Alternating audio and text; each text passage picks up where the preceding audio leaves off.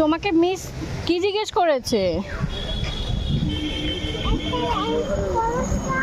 আচ্ছা, বলেছো তো? তারপর তুমি বলো কি বলছিলে মাম্মামকে? হ্যাঁ হ্যাঁ।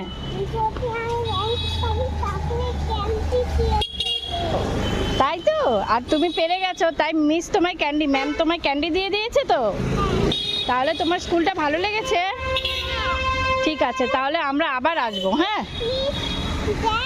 হ্যাঁ,